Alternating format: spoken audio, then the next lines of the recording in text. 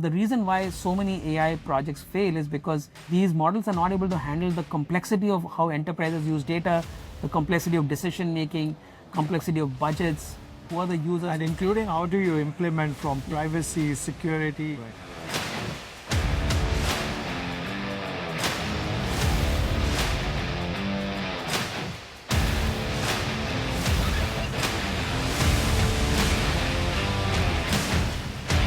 Classic analogy here is you can accelerate fast provided you have good controls and brakes. So, Indeed. So otherwise you will meet with an accident. And I think creating that right framework in which you can innovate and keep expanding probably is one way in which I anchored a lot of innovation in my career. So yeah, one of the myths about innovation is that innovation requires no constraints, right? The more free space you have, more imagination you'll have. It doesn't work like that.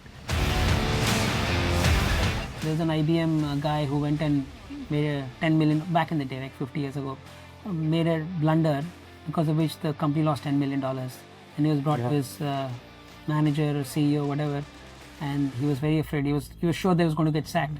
The guy says, I just spent $10 million training you. You better not make the same mistake again, but make other mistakes. Is there always a tension between the frontier models getting into some of these post-trained use cases as well? Like OpenAI is now talking about a jobs platform, right? That's quite ironic. On the one hand, we talk about jobs being taken away by AI, but OpenAI is starting a jobs platform.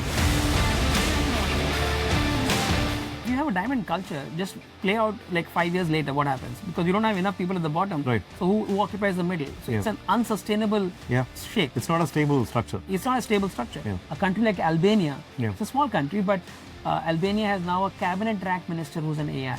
Yeah. And what they're doing is, they're saying that they will root out corruption. All procurement is going to happen through this AI, and therefore it will be fair and unbiased and so on.